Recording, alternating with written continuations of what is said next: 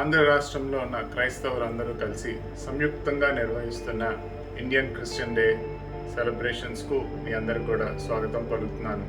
ఈరోజు కేవలం ఆంధ్ర రాష్ట్రంలోనే కాదు, మన భారతదేశంలోనే కాదు, యావత్ ప్రపంచం అంతా కూడా ఈ ఇండియన్ క్రిస్టియన్ డేని పాటిస్తున్నారు. మరి ఈ సెలబ్రేషన్ ఒక ముఖ్య కారణం ఏంటి అనగా, ముందుగా భారతదేశానికి క్రైస్తత్వాన్ని తీసుకొచ్చిన అపోస్తులైన తోమ మరి ఆయన చనిపోయిన దినంగా ఒకటి మనం భావిస్తూ ఉన్నాం. 52వ సంవత్సరంలో భారతదేశానికి వచ్చి 72వ సంవత్సరంలో మృతి చెందిన తోమా గారిని మనం గుర్తు తెచ్చుకోవడం మాత్రమే కాదు, భారతదేశానికి క్రైస్తవులు చేసిన మేలు, భారతదేశ ప్రగతిలో క్రైస్తవుల పాత్ర, భారతదేశ ప్రగతిలో క్రైస్తవుల ప్రార్థన, భారతదేశ ప్రగతిలో క్రైస్తవుల కృషి, ఇవన్నీ కూడా గుర్తు తెచ్చుకుంటూ మరి గర్వంగా క్రైస్తవులందరం కలిసి మేము భారతీయులము, మేము క్రైస్తవులము అని ముందుకు వచ్చిన దినం. ఈరోజు కార్యక్రమంలో మరి ప్రార్థన తదుపరి ఈ ఇండియన్ క్రిస్టియన్ డే ద్వారా మనం సాధించాలనుకుంటున్న అంశం, తర్వాత చరిత్ర, క్రైస్తత్వం ఎలా వచ్చింది, ఆంధ్ర రాష్ట్రానికి క్రైస్తత్వం ఎలా వచ్చింది, ప్రముఖుల శుభాకాంక్షలు, అలాగే will have a short message. So please keep watching. It's just a half an hour program and I'm sure you will be blessed. యేసుక్రీస్తు శుభనామంలో మీ అందరికీ వందనాలు తెలియపరుస్తున్నాను. హ్యాపీ ఇండియన్ క్రిస్టియన్ డే, భారతీయ క్రైస్తవ దినోత్సవ శుభాకాంక్షలు తెలియపరుస్తున్నాను. ప్రార్థన చేద్దాం. జీవుల తండ్రి మహోన్నతుడా, నీకు పరిశుద్ధమైన ఉన్నత నామానికి స్తోత్రాలు వందనాలు తెలియపరుస్తున్నాను. గతించిన కాలమంతా మీ కృపాహస్తుడిలో మమ్మ కాచి దాచి భద్రపరిచి సజీవంగా క్షేమంగా ఉన్న స్తోత్రాలు. ప్రాముఖ్య ఈ దినాన్ని ఇండియన్ క్రిస్టియన్ డే అని ఈ రీతిగా సంతోషంగా సెలబ్రేట్ చేసుకోవడానికి మీరు మాకు ఇచ్చిన అనుకూలమైన పరిస్థితులను స్తోత్రాలు తెలియపరుస్తున్నాను. భారతదేశం నుండి ప్రతి క్రైస్తవ సంఘమును, సమాజమును, నాయకులను, దైవజనులను మీరు దీవించి ఆశీర్వదించి ప్రార్థిస్తున్నాం. ఎందరైతే దీనిలో పాలుభాగస్తులారో వారిని దీవించండి, ఆశీర్వదించండి తండ్రి.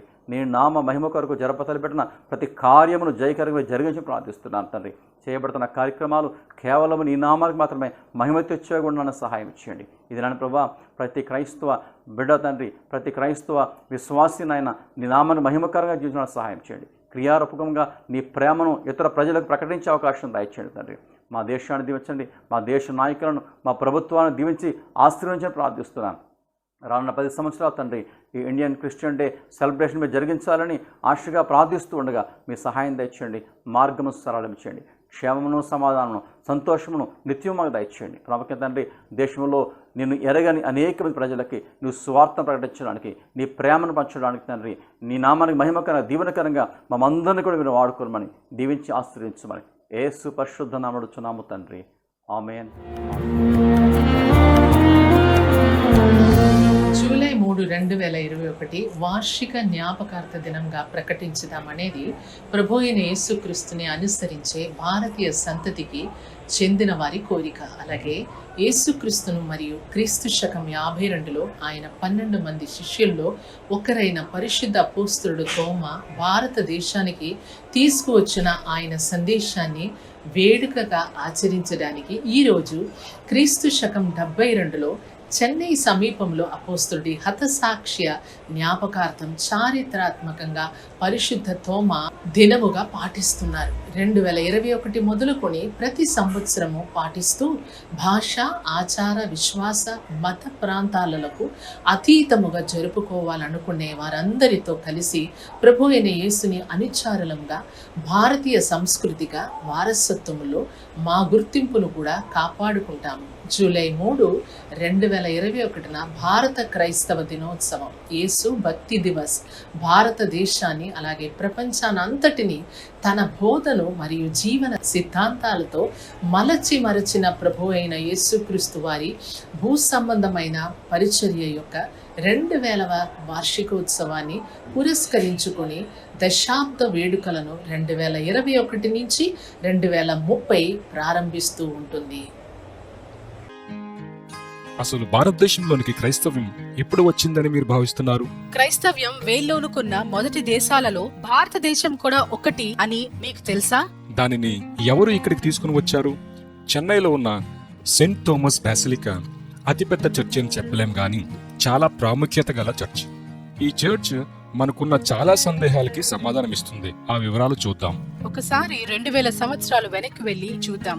క్రీస్తు శకం 33లో యేసుక్రీస్తు సిలువ వేయబడ్డారు.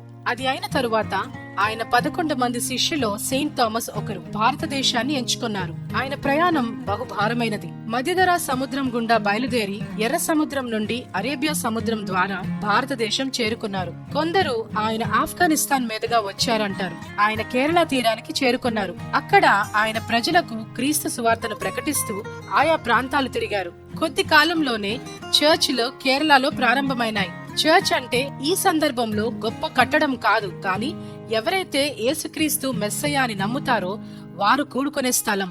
ఈనాటికి కూడా అలా నమ్మేవారు భారతదేశంలో ఉన్నారు. వారిని థోమస్ క్రిస్టియన్స్ అని పిలుస్తారు. ఇది క్రీస్తు శకం 55 నుండి 75 మధ్యలో జరిగింది. క్రైస్తవ్యం భారతదేశంలో అంత ప్రాచీనమైనది. మరో ప్రాముఖ్యమైన సత్యం ఏమంటే, కేరళ ప్రాంతానికి చేరుకున్న కొంతకాలం తరువాత సెయింట్ థామస్ కాలినడకన మైలాపూర్ ప్రాంతానికి చేరుకున్నారు. దానినే ఇప్పుడు చెన్నై అంటున్నారు. ఇప్పుడు లిటిల్ మౌంట్ గా పిలువబడుతున్న ప్రాంతంలో ఆయన నివసిస్తూ ప్రతిరోజు సముద్ర తీరానికి వెళ్లి అక్కడ మనుషులను కలిసి క్రీస్తును గూర్చి వారికి బోధించేవారు. ఇక్కడ కూడా ఆయన మాటలు చాలా ప్రభావవంతంగా ఉండేవి. ఎంతగా అంటే ఆ ప్రాంతపు రాజు వచ్చి సెయింట్ థోమా మాటలు వింటుండేవారు. అలా పేరు ప్రఖ్యాతులతో పాటుగా సెయింట్ థామస్ కి శత్రువులు కూడా అధికమయ్యారు. ఒకరోజు ఆయన లిటిల్ మౌంట్ లో ప్రార్థన చేసుకుంటుండగా ఆయనపై దాడి జరిగింది. గాయపడిన సెయింట్ థోమా ఆ ప్రాంతమునకు దగ్గరగా ఉన్న కొండపై మృతి చెందారు. దాన్నే ఈ రోజు సెయింట్ థామస్ మౌంట్ అని పిలుస్తారు. ఆయన శరీరాన్ని మోసుకుని వచ్చి ఆయన అనుదినం ప్రసంగించే ప్రాంతములో పాతిపెట్టారు. అప్పుడప్పుడు అర్మేనియా, పర్షియా మరియు ఇతర అరేబియా ప్రాంతాలకు చెందిన క్రైస్తవులు, అంటే నెస్టోరియన్ క్రిస్టియన్స్ గా పిలువబడే క్రైస్తవులు చెన్నై వచ్చి అపోస్తలుడైన థామస్ ను జ్ఞాపకం చేసుకునేవారు. 1500 శతకంలో పోర్చుగీస్ వారు వ్యాపారం నిమిత్తం చెన్నైకి చేరుకున్నారు. వారికి సెయింట్ థామస్ యొక్క చరిత్ర బాగా తెలుసు. చెన్నైలో ఉన్న అర్మేనియన్ వర్తకులు వారిని సెయింట్ థామస్ యొక్క సమాధి యొద్దకు తీసుకుని వెళ్ళగా అక్కడ వారు పోర్చుగీస్ తరహాలో ఒక చర్చ్ ని నిర్మించారు. 1800 శతకంలో పోర్చుగీస్ వారు నిర్మించిన చర్చ్ ని తిరిగి వారి తరహాలో కట్టాలని బ్రిటిష్ వారు నిర్ణయించారు. ఆ విధంగా సెయింట్ థామస్ బెసిలికాగా పిలువబడుతున్న ఈ సుందరమైన ప్రాచీనమైన అద్భుత కట్టడం ఉనికిలోనికి వచ్చింది. ప్రపంచంలో యేసుక్రీస్తు శిష్యుల సమాధుల మీద కట్టబడిన చర్చిలు 3 మాత్రమే ఉన్నాయి. సెయింట్ పీటర్స్ వాటికన్ లోను, సెయింట్ జేమ్స్ స్పెయిన్ లోను, సెయింట్ థామస్ బాసిలికా చెన్నైలో ఉన్నాయి. క్రైస్తవ్యం ప్రారంభమైన కాలం నుండే అది భారతదేశంలో ప్రాచుర్యం సంపాదించింది. చాలా ప్రాచుర్యం పొందిన యూరప్ దేశాలలో కంటే 250 సంవత్సరాల ముందుగా క్రైస్తవ్యం భారతదేశంలో ఉంది. ఈ విధంగా క్రైస్తవ్యం భారతదేశానికి చేరింది. మన కథ, తెలుగు క్రైస్తవుల చరిత్ర. ఈ 400 పైచిలుకు సంవత్సరాల మన కథను 3 ఘట్టాలుగా చెప్పొచ్చు. 16వ శతాబ్దంలో ప్రారంభించడం మేలు. అప్పుడు మీరు నన్ను అడగొచ్చు, అయ్యా 3-4 శతాబ్దాలలో తెలుగు రాష్ట్రాల్లో క్రైస్తవ్యం ఉందని వాదనలు ఉన్నాయి కదా అని. అవును, వాదనలు ఉన్నాయి, కానీ వాటికి బలీయమైన ఆధారాలు లేవు. తెలుగు క్రైస్తవ సమాజాలు తెలుగు రాష్ట్రాల్లో ఉన్నాయన్న వాదన లేదు. 16వ శతాబ్దంలోనే రోమన్ క్యాథలిక్ మిషనరీస్తోనే ప్రారంభించవచ్చు. ఈ 400+ సంవత్సరాల చరిత్రను 3 ఘట్టాలు చెప్పాలంటే, మొదటి ఘట్టం 16, 17, 18 శతాబ్దాలు. 5 రోమన్ క్యాథలిక్ మిషనరీ ఆర్డర్స్ వచ్చాయి. ఒక ప్రొటెస్టెంట్ మిషనరీ సొసైటీ పనిచేసింది. ఆ సమయంలోనే ఆ విశ్వాసాన్ని, క్రైస్తవ విశ్వాసాన్ని పాటలుగాను పుస్తకాలుగాను మిషనరీసు రాశారు, తెలుగులు రాశారు. బెంజమిన్ స్కూల్జు స్థానిక క్రైస్తవులు కలిసి మొదటిసారిగా తెలుగు బైబిల్ని తర్జుమా కూడా చేశారు. అగ్రహారాల్లోనూ అగ్రవర్ణాల మధ్యన క్రైస్తవ్యం పరిచయం చేయబడింది. రెండవ ఘట్టం 19వ శతాబ్దం. ప్రచారం పెరిగింది, క్రైస్తవ సమాజం ఎదిగింది. క్రైస్తవ్యం సమాజం అంచులకి అట్టడుగు వారి దగ్గరికి వచ్చింది. మన పూర్వీకులు, స్త్రీలు, పురుషులు, మా మతం ఇది, మా క్రీస్తు ఈ ప్రభు అని చెప్పి మన భాషలో అర్థమయ్యేలా మన సొంతోళ్ళకి ఈ యొక్క విశ్వాసాన్ని పరిచయం చేసి ఈ క్రైస్తవ విశ్వాసాన్ని మన సొత్తుగా చేసుకున్నాం. మూడవ ఘట్టం 20వ శతాబ్దం. 20వ శతాబ్దం మరి ముఖ్యంగా స్వతంత్రం తర్వాత ముందు ఆవిర్భవించిన పెంటెకోస్ట్ చర్చెస్, హోలీనెస్ చర్చెస్, అలాగే స్వతంత్ర సంఘాలు, స్థానిక ఉద్యమాలు వర్ధిల్లాయి. ఎక్కడో అగ్రహారాలు ప్రారంభమైంది, సమాజం అంచులకు వచ్చింది.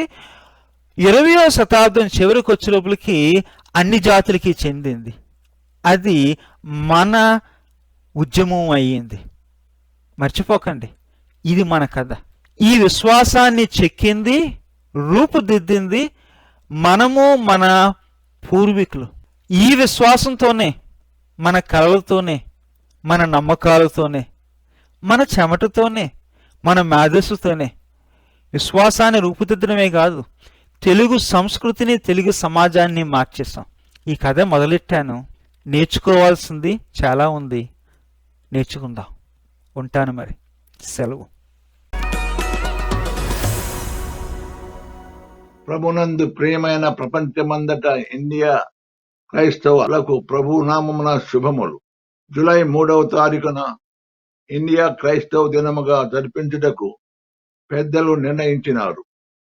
దీనివలన ఇండియాకు క్రైస్తవత్వము మొదటి శతాబ్దములో క్రీస్తు శిష్యుడైన థామస్ గారు తెచ్చియున్నారు, కానీ బ్రిటిష్ వారు కాదన్న సత్యమును వ్యక్తపరచబడుతున్నది.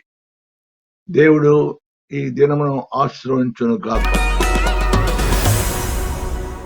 జూలై 3వ తారీఖు యేసుక్రీస్తు శిష్యుల్లో ఒకటైన సెయింట్ థామస్ భారతదేశంలో ఆయన సేవను పురస్కరించుకుని ఇండియన్ క్రిస్టియన్ డే, భారత క్రైస్తవ దినోత్సవాలు అని భారతదేశం అంతా అంబరాన్ని చాటే సంబరాలు చేసుకున్న సందర్భంలో మెట్రోపాలిటన్ మిషన్ సంఘాలు, స్కూళ్ళు, చిల్డ్రన్ హోమ్స్ మరి అందరూ దీనిలో సంఘటితమై ఈ యొక్క కార్యకర్తలను పూర్తిగా అభినందిస్తూ ఉన్నాం.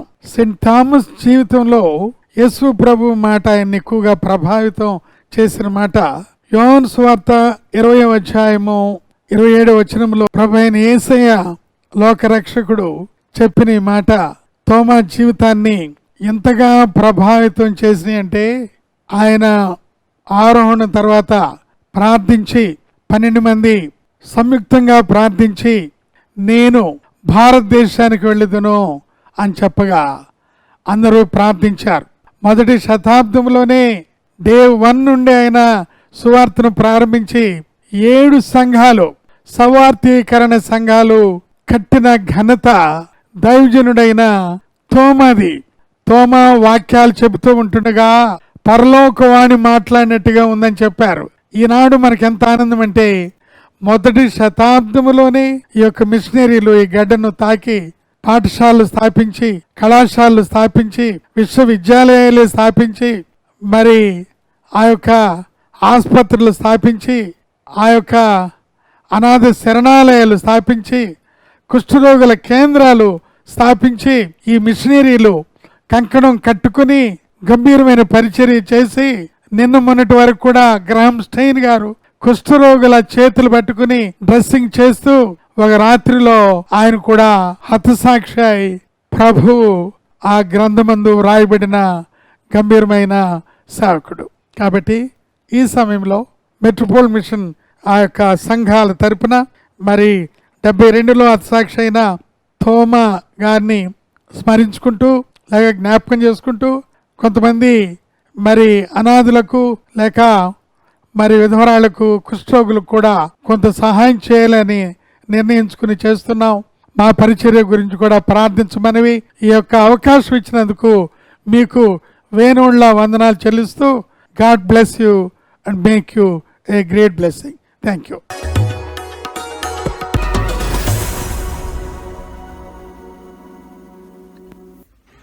ప్రియమైన దేవుని బిడ్డలారా, నా పేరు డేవిడ్ చిగురుపాటి.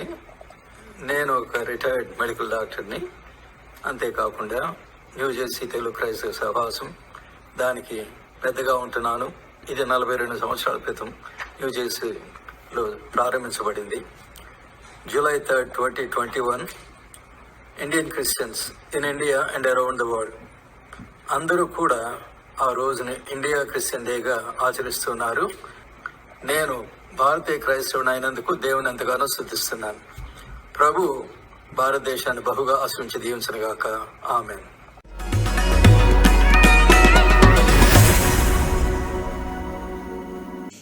మన ప్రభువైన యేసుక్రీస్తు నామం పేరిట ఆంధ్రప్రదేశ్ స్టేట్ పాస్టర్స్ ఫెలోషిప్ తరపున హృదయపూర్వకమైన శుభములు నేను తెలియపరచుకుంటూ ఉన్నాను. ఈ యొక్క దినాన్ని ఇండియా క్రైస్తవ దినోత్సవ సందర్భముగా ప్రభువైన యేసుక్రీస్తు యొక్క ప్రేమను, రక్షణను, మరి ముఖ్యంగా 2000 సంవత్సరముల క్రైస్తత్వమును మనము జ్ఞాపం చేసుకుంటూ మన దేశానికి దేవుడిచ్చిన కృపను బట్టి దేవునికి మహిమ ఘనత చెల్లిస్తూ ఉన్నాం. ఆనాడు అపోస్తుడైన తోమా మన దేశానికి వచ్చిన తరువాత 72వ సంవత్సరంలో ఆయన హతసాక్షి అయి ఉన్నాడని మనకందరికీ తెలుసు. ఆయన జూలై 3వ తేదీన హతసాక్షి అయి ఉన్నాడని ఈ యొక్క దినాన్ని ఇండియన్ క్రైస్తవ దినముగా మనము ప్రకటించుకుంటూ ఉన్నాం. క్రీస్తు యొక్క ప్రేమను ఇతరులకు తెలియపరుస్తూ ఉత్సాహించుకుంటూ ఉన్నాం. అనేక మంది మిషనరీస్ ఆ తరువాత భారతదేశానికి వచ్చి విద్యాలయాలు, వైద్య ఆలయాలు స్థాపిస్తూ సాంకేతిక సంబంధించిన ఇన్స్టిట్యూషన్స్ స్థాపించి అనేక మందికి వృత్తిపరముగాను, వైద్యపరముగాను, అదేవిధముగా విద్యాపరముగాను సేవ చేసి అందించి నవ భారతదేశానికి పునాది వేసినట్లుగా మనము చూస్తూ ఉన్నాం. ఈ దినాన్ని మనలో చాలామంది విద్యావంతులుగాను ఈ విధముగా ఉన్నాము అనంటే క్రైస్తవులుగా క్రీస్తు యొక్క ప్రేమను, రక్షణ ఎరిగిన వారముగా ఉన్నాము అనంటే 2000 సంవత్సరాల క్రితము వేయబడిన ఆ యొక్క క్రైస్తత్వ పునాది. ఈ యొక్క దినాన్ని క్రీస్తు యొక్క ప్రేమను జ్ఞాపకం చేసుకుంటూ ఆ యొక్క ప్రేమను ఇతరులకు పంచుతూ ఈ యొక్క ఉత్సవాన్ని మనం ఉత్సహించుకుంటూ ఉన్నాం. మీకందరికీ హృదయపూర్వకమైన శుభములు తెలియపరచుకుంటూ ఉన్నా. దేవాది దేవుడు మిమ్మల్ని దీవించి ఆశీర్వదించిన గాక. మన ప్రభువు, మన రక్షకుడు మనలందరినీ ఆశీర్వదించడం మాత్రమే కాక మనలను ఆశీర్వాదకరంగా నిలబెట్టాలని నేను కోరుకుంటూ ఉన్నా. మీకందరికీ హృదయపూర్వకమైన శుభాకాంక్షలు తెలియపరచుకుంటూ ఉన్నా. ఆంధ్రప్రదేశ్ స్టేట్ పాస్టర్స్ ఫెలోషిప్ తరపున బిషప్ ప్రతాప్ సిన్హా, కొమానపల్లి.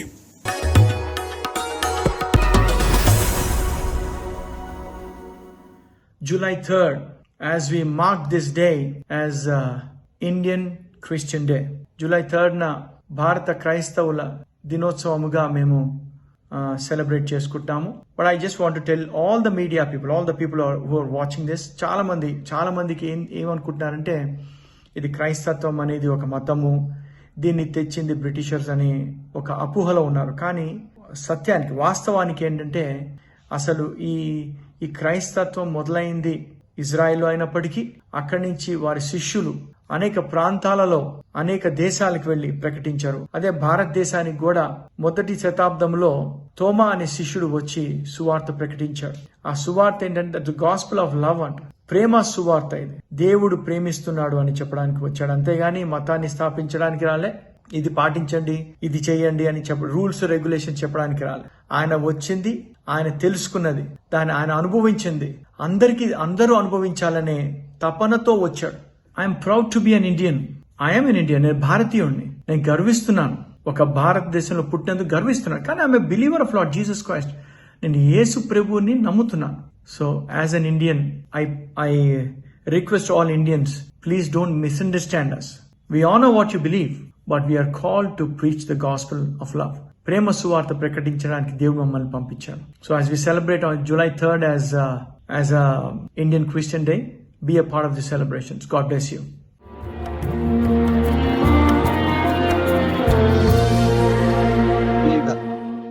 మనందరం మనం కూడా సెలబ్రేట్ చేసుకోవడానికి దేవుడికి ఇచ్చిన అవకాశాన్ని బట్టి మేము వందనాలు చెల్లిస్తా ఉన్నాము. తోమ అసాక్షిగా భారతదేశంలో తన ప్రాణాలను అర్పించి సువార్త బీజం నాటాడు. దాన్ని బట్టి సువార్త ఎంతో ప్రబలంగా భారతదేశంలో వ్యాపించింది. ఆ తోమ యొక్క స్ఫూర్తితో, తోమ యొక్క విశ్వాసంతో, తోమ యొక్క దర్శనంతో మనం ఏకీపించి మనం కూడా ఆ యొక్క సువార్తను దేశంలో ప్రకటించి క్రీస్తును లోకాన్ని చాటించాలని నేను కోరుకుంటున్నాను. తోమా గురించి నేను వందనాలు చెల్లించుదాం. God bless you.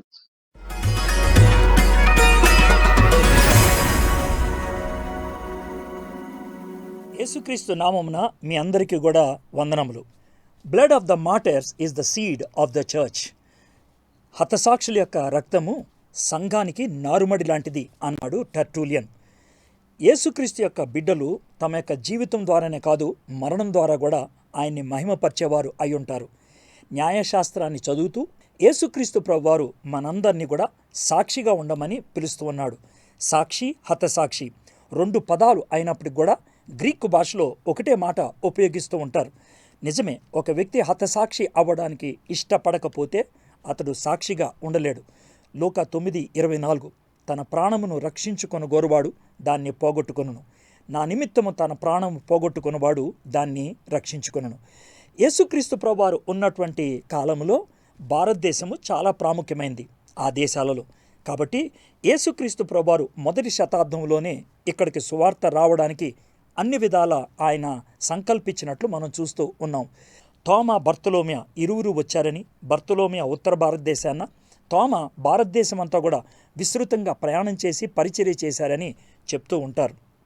అయితే తోమా ఎప్పుడొచ్చాడు, ఎక్కడికొచ్చాడు, ఎలా వచ్చాడు, ఎన్ని సంఘాలు స్థాపించాడు అనే విషయాల్లో రకరకాలైనటువంటి ఊహాగానాలు ఉన్నప్పటికీ ఆయన ఖచ్చితంగా భారతదేశానికి వచ్చాడనటానికి చాలా రుజువులు కనబడుతూ ఉన్నాయి. ఉదాహరణకు భారతదేశంలో ఆ కాలంలో జరిగినటువంటి విషయాలు లిఖితపూర్వకంగా పెట్టడం రాదు అన్న విషయానికి ఒక రుజువు ఇది. భారతదేశాన్ని అప్పట్లో పార్థియా అనేవాళ్ళు. పార్థియాకి చిట్ట చివరి చక్రవర్తి గోండోపోరస్ ఆయన పరిపాలించినట్లు 19వ శతాబ్దం వరకు కూడా రుజువులు లేవు. అయితే తోమా కార్యములు, యాక్ట్స్ ఆఫ్ థామస్లో ఆయన పేరు ఉన్నప్పుడు చాలామంది గేలి చేశారు. 19వ శతాబ్దంలో అటు పంజాబ్లోను ఇటు కాలికట్లోను, అంటే ఉత్తర భారతదేశం, దక్షిణ భారతదేశంలో ఆయన పేరట కాయిన్స్ దొరికినప్పుడు అప్పుడు నమ్ముతూ ఉన్నారు ఇది నిజమే అని. అయితే నేను చరిత్ర గురించి ఎక్కువ మాట్లాడదలుచుకోవట్లేదు. తోమా అనేటువంటి ఈ వ్యక్తి నుంచి దేవుడు మనకి నేర్పించగలిగేటువంటి పాఠాలు ఏంటి? మరుముఖ్యంగా భారతీయులకు తోమా గురించి 3 సార్లే యోహాను సువార్తలో ప్రస్తావించడం జరిగింది. 3 సందర్భాల్లో కూడా ఒక వివాదాస్పదమైనటువంటి మాట తోమా ఉపయోగిస్తూ ఉండేవాడు. అందుకనే అనుమానపు తోమా అని ఆయనకి బిరుదివ్వటం జరిగింది. యోహాను సువార్త 11వ అధ్యాయంలో యేసుక్రీస్తు ప్రభువారు చనిపోయినటువంటి లాజర్ దగ్గరికి వెళ్తాను అని అంటున్నప్పుడు శిష్యులంతా కూడా నిరాకరించారు. అయితే చిరాకుతో, చాలా నిరుత్సాహంతో తోమా ఒక మాట అన్నాడు, ఆయనతో కూడా చనిపోవుటకు మనము వెళ్ళుదము అనే మాట. ఫ్రస్ట్రేషన్తో అన్నప్పుడు కూడా చచ్చిపోవడానికి తను తాను అప్పగించుకున్నట్లు మనం చూస్తూ ఉన్నాం. అక్కడికి వెళ్ళిన తర్వాత జరిగిందేంటి? కుళ్ళు పట్టినటువంటి లాజర్ని యేసుప్రభు వారు తిరిగి లేపటం, ద అల్టిమేట్ పవర్ని వాళ్ళు చూడగలిగారు. From death to life. నిజమే కదా, తన ప్రాణాన్ని అప్పగించుకోవడానికి ఇష్టపడ్డాడు, అంతిమ జీవాన్ని చూడగలిగాడు. 2వ సందర్భం యోహాను సువార్త 14వ అధ్యాయంలో యేసుప్రభు వారు నేను తండ్రి వద్దకు వెళ్తున్నానంటే ఎక్కడికి వెళ్తున్నావో మాకు తెలియదే, ఆ మార్గం ఎలా తెలియనని అమాయకంగా అడిగినట్లు ఉన్నప్పుడు కూడా ఇట్స్ ఎ వ్యాలిడ్ క్వశ్చన్. అయితే ఆ ప్రశ్నకు యేసయ్య ఇచ్చినటువంటి జవాబే ప్రపంచానికి సర్వసత్యమై కూర్చుంది. యేసయ్యే సత్యం, నేనే సత్యము అనేటువంటి మాట. అయోమయంలో ఉన్నటువంటి వాళ్లకు సత్యం యేసయ్య ఒకటే. ఇక 3వది యోహాను సువార్త 20వ అధ్యాయం 25వ వచనంలో శిష్యులు అంటున్నారు మేము యేసయ్యను చూశాము అని. అయితే తోమా అంటున్నాడు, నేను ఆయన చేతుల్లో మేకులు గుర్తును చూచి నా వ్రేలు ఆ మేకులు గుర్తుల్లో పెట్టి నా చేయి ఆయన ప్రక్కలో ఉంచితే కానీ నేను నమ్మునని. దీనికి చాలామంది అనుమానపు తోమా అన్నారు. ఎందుకన్నారో తెలీదు. అయితే తోమా అలాంటి ప్రశ్న వేసినప్పుడు యేసుప్రభు వారు ఆయన దగ్గరికి వచ్చి ఇదిగో చూడు తోమా, నీ వేలు పెట్టి చూడు అని అన్నప్పుడు తోమా ఏలు పెట్టినట్లు లేదు, కానీ గొప్ప ఆదరణ పొంది ఆ అనుభవాన్ని, ఆ అనుభూతిని ఇలా వ్యక్తం చేశాడు, మై లార్డ్ మై గాడ్ అని.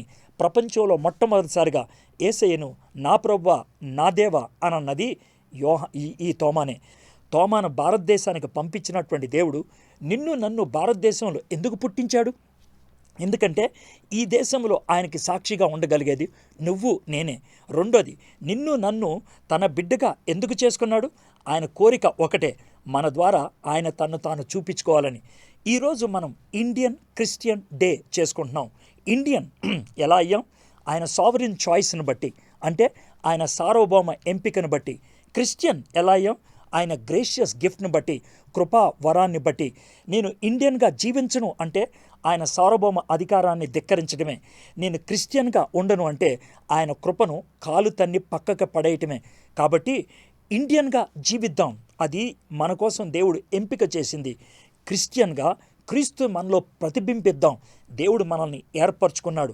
ఇండియన్ అది మన యొక్క స్టేజ్ అయితే, క్రిస్టియన్ అనేది మన యొక్క లైఫ్. కాబట్టి ఇండియన్ క్రిస్టియన్ డే అనే దానికంటే ఇండియన్ క్రిస్టియన్ లైఫ్ అంటే ఎంత బాగుంటుంది. అది నీకు నాకు దేవుడు ప్రత్యేకంగా అనుగ్రహించాడు. ప్రతి భారత క్రైస్తవుడు భారతదేశంలో పుట్టి భారతీయ తత్వాన్ని కలిగినటువంటి వ్యక్తి క్రైస్తవ విలువలను, క్రైస్తవ ఆ కృపను తన యొక్క జీవితంలో ప్రతిబింబించే విధంగా జీవిస్తున్నట్లయితే భారతదేశానికి క్రీస్తును చూపించేది నువ్వు నేనే అవుతాం కదా. అలాంటి పరిస్థితుల్లో మహాత్మా గాంధీలాగా ప్రజల ప్రశ్నలు వేరు. మై ఫ్రెండ్స్, నీ చుట్టూ ఉన్నటువంటి వాళ్ళు నిన్ను చూసి క్రీస్తుని చూడగలుగుతున్నారా? ఇండియన్ క్రిస్టియన్గా నువ్వు ఉండగలుగుతున్నావా? That is a challenge for each one of అస్.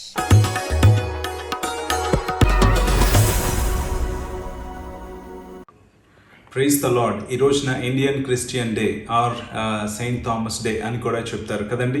యేసయ్య గాయాల్లో వేలు పెట్టి తాకినటువంటి శిష్యుడు మన భారతదేశానికి మిషనరీగా 52 ADలో కేరళ ప్రాంతానికి వచ్చి సువార్తను ప్రకటించి అనేకమైన అద్భుతాలు, స్వస్థతలు, ఆశ్చర్యకార్యాలు జరిగిస్తూ ఆ సువార్తను స్థిరపరుస్తూ సుమారుగా 7 సంఘాలని కేరళ ప్రాంతంలో స్థాపించి అక్కడి నుంచి చెన్నై ప్రాంతంలోకి వచ్చి మైలాపూర్ ప్రాంతంలో థామస్ మన భారతదేశం కొరకు, యేసుక్రీస్తు కొరకు ఆయన హతసాక్షి అయినాడు. సో ఈ విధంగా మన భారతదేశానికి తెల్లదొరలో లేకపోతే బ్రిటిషర్సో ఈ యొక్క మతాన్ని తీసుకొచ్చారన్నది చాలా పొరపాటు. అంతకంటే ముందుగానే దేవుడు లోకాన్ని ప్రేమించి మన భారతదేశాన్ని కూడా ప్రేమించి తన ప్రియ శిష్యుడైన ఒకరిని ఈ భారతదేశానికి యేసుక్రీస్తు ప్రభు పంపించాడు. ఆ విధంగా ఆనాటి నుంచి ఈనాటి వరకు కూడా మన భారతదేశం యొక్క అభివృద్ధిలో క్రిస్టియన్ యొక్క కాంట్రిబ్యూషన్ అలా ఉంటూనే ఉంది. ఒక విలియం కేరీ కావచ్చు, ఒక మదర్ తెరీసా కావచ్చు, లేదంటే మొన్న హతసాక్షి కాబడినటువంటి స్టెయిన్స్ గారు కావచ్చు. ఈ విధంగా ఈ రోజుకి కూడా భారతదేశం యొక్క వృద్ధిలోను, అదేవిధంగా భారతదేశంలో అనేక మంది తమ ప్రాణాలను త్యాగం చేసిన వారిలోనూ క్రైస్తవ సమాజం అనేది ఉంది. అంత మాత్రమే కాదు, విద్య, వైద్యం, ఆరోగ్యం, వ్యవసాయం అన్ని రంగాల్లో కూడా భారతదేశం అభివృద్ధిలో క్రైస్తవ సమాజం యొక్క చేయూత, అదేవిధంగా కాంట్రిబ్యూషన్ ఎంతగానో ఉంది. ఈ విధంగా ఈ భారతదేశానికి క్రైస్తవ్యాన్ని దేవుడు పంపించినందుకు దేవునికి స్తోత్రాలు చెల్లిస్తూ ఈ రోజున ఇండియన్ క్రిస్టియన్ డే సందర్భంగా దేవుని నామాన్ని మహింపరుస్తూ ఇంకా మనందరం కూడా ఇదే పరిచర్యలో ముందుకు సాగిపోతూ దేవుని నామం మహింపరచాలని ఆశిస్తున్నాను.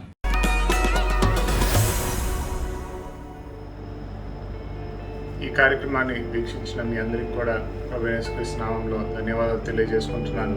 మరి మనమందరం కూడా గర్వంగా మేము క్రైస్తవులు మన ముందుకు రావటానికి, అదేవిధంగా ఈ 2021 నుంచి 2030వ సంవత్సరం అంటే ఈ 10 సంవత్సరాలు కూడా ఈ సెలబ్రేషన్స్ని దశల వారీగా మనం పెంచుకుంటూ పోతూ 2030లో యేసుక్రీస్తు ఈ లోకంలో పరిచర్య చేసిన 2000వ వార్షికోత్సవాన్ని ఘనంగా నిర్వహించుకుందాం. ఈ దేశం కోసం పాకులాడే వారిలో మనము ముందున్నామన్నది అందరికీ తెలియజేయాల్సిన అవసరత, బాధ్యత మన మీద ఉంది. కాబట్టి చరిత్ర ఎవరు కాలం రాయాలనుకున్నా, తిరగ రాయాలనుకున్నా, క్రైస్తత్వాన్ని నిర్మూలించాలనుకున్నా మనం భారతీయులుగా మరి దేశం కోసం ప్రార్థన చేస్తూ దేశ ప్రగతిలో పాలుభాగస్తులు అవుదాం. Thank you so much. God bless you.